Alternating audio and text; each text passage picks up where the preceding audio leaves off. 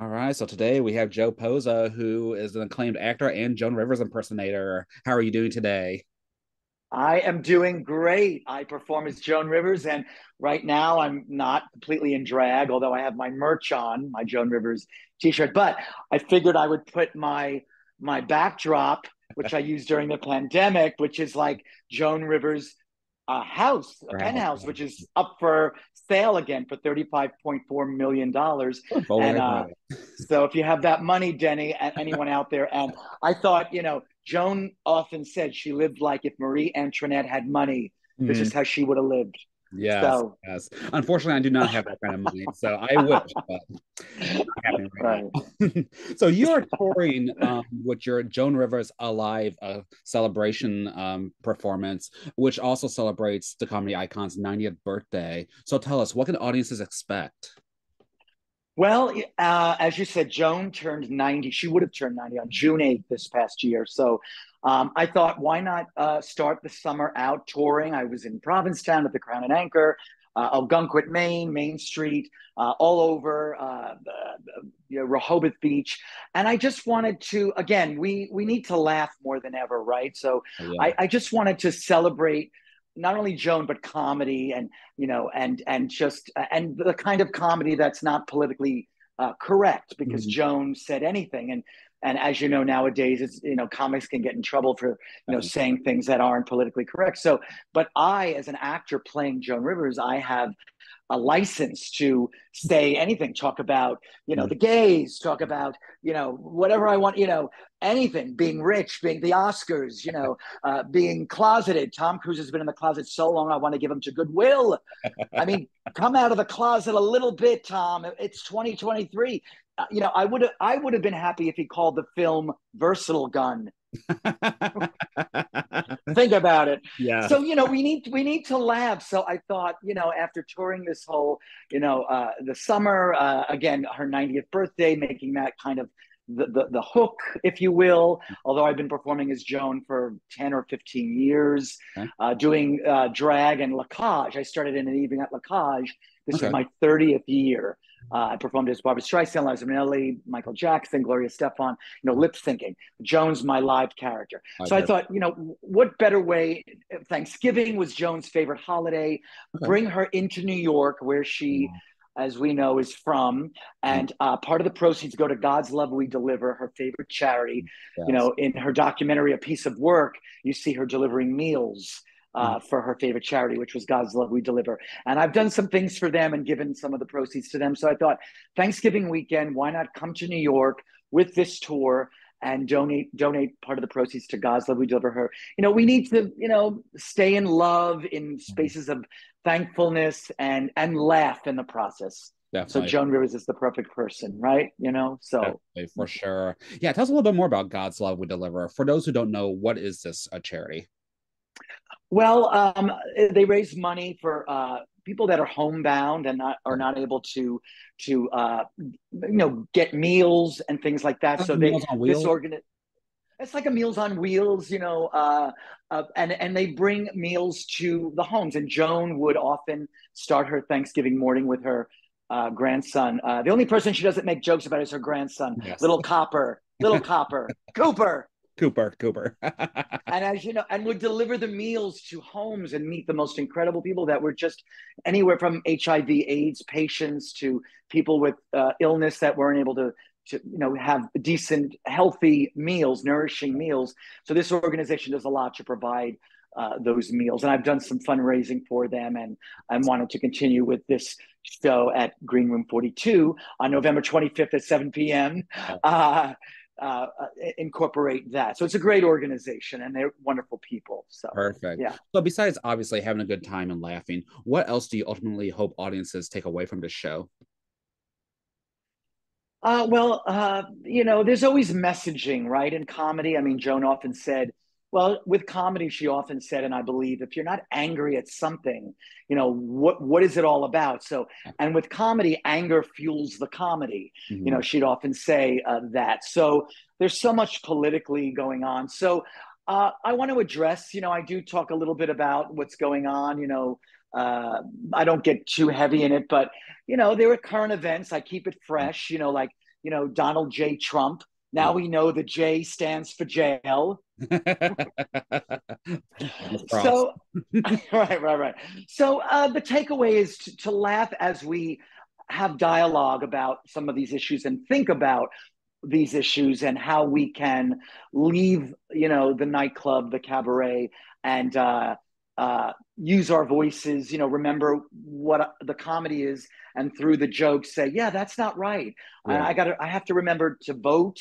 I have to remember to use my voice and be brave in whatever circles I'm in, whether it's a small dinner party or a room full of strangers or what have you. So it's just to make you think, right? It stirs. And Joan, again, talks about everything. So it's just starting dialogue, conversation through the humor kind of Okay. thing. Awesome, fantastic. So, when and how did you exactly discover your niche for impersonating Joan? Well, I'm a native New Yorker, and I started out in theater doing a lot of, I was a dancer. Mhm. So that was my background. So I approach the drag world, if you will, very theatrically. So 30 years ago, yes, I'm that old, but there was an audition for an evening at La Cage at the Blue Angel Supper Club in Manhattan. So Mhm. I always had a knack for lip syncing Barbara, doing Liza, other impersonations. And I thought, let me go in and try that out. So I got that show. I performed as Barbara Streisand, Liza Minnelli in New York. In Midtown, and then then I worked in a show in Aruba, St. Martin, as a lip sync act. Okay. But all of a sudden, who doesn't love Joan Rivers? And as a gay man, gay boy, I would watch her on the Tonight Show. And I've worked with other Joan Rivers that were hosting shows that I was involved in. And I Okay. thought, wow, that speaks to me. I think I could, the voice comes naturally. I think I could do it. I think there's something there. And I never did stand up, nor did I ever study it, but I'm a very compassionate, empathetic person. And that's, I think if you have that, it's really the human condition. So in using Joan I was just able to, and being a New Yorker, she spoke to me. Her survival, survival of suicide, survival of show business, being fired from the Tonight Show, and me trying in this business. What is it all about? So it spoke to me, her essence and who she was, and the voice came. And then it's all about getting the look, right? It's all about the hair and the makeup. So I have people designing costumes and the wigs, and I had my very good friend Tony Tripoli, who was Joan's head writer for Fashion Police, an opening act who I toured with for a while. He said to me, "Joe, wow, a lot of people, through the years can look like Joan Rivers and sound like Joan Rivers, but you smell like Joan Rivers." And he knew her very, very, very, very well. And to me, that's the biggest compliment, because there's an energy, right? And Yeah. and that's what I strive to I want people to feel her presence. And oftentimes audience members say, "I feel like she was in the room," or "I Yeah. have never seen her live, but I felt like I did tonight," because there's an energy. You have to really encompass the spirit. And Yeah. again, her spirit spoke to me. So to answer your question, uh, that's what spoke to me: her New York sensibility, her toughness, and it just all sort of came together from there with work on the costumes, the hair, and things like that. So Awesome, very nice. And you've also appeared alongside Joan on multiple occasions. So meeting her for the very first time, what do you remember the most from that moment? oh, it was amazing. It was a corporate event in Houston, Texas. I Okay. did the red carpet, which I often do events. Who are you wearing? You look great. I'm really busy with that's another whole thing I do. I do a lot of those. And I did an event, and I did red carpet, and Joan was in another dressing room. I had no idea she was there. So my agent comes in and says, "All right, so you did great on the red carpet, and Joan is going to come out and give the award out." And I said, "Wait, Joan is here?" "Yes, she's here." So I had no idea. So they took us both out of our dressing rooms in the hallway. She looked at me and said, "Hello." She goes, "You look good. Your hair is good. Your hair looks good." And I'll never forget, we walked through the kitchen to get to the ballroom for this Mhm. big fundraiser. As you know, you go through the kitchen a lot of times to get Yeah. to the grand ballroom. Yeah. And it was kind of slippery because of the water and grease on the floor. And she almost slipped. And she Of said to course. me and her manager, and there was a few people there, bodyguard and such. She goes, "Oh, I almost slipped. I'm going to sue." And I looked at her and I said, "We'll sue twice." And she looked at me and she said, "You get it. You get me. You get it." So from then on, she just knew that I understood Mhm. how she thought, and I was one of those that could get it. So after that event, she said, "Come in my dressing room. I'll give you the food that I have." And where did they give you? And she said, "Anytime you want to see me, get tickets through my PR person, Judy Katz, lovely woman."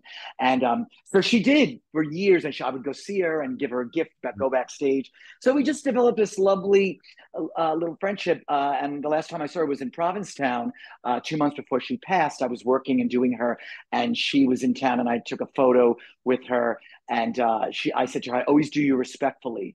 Mhm. Because I do. I try to approach it that way. And she said to me, "You can do me disrespectfully."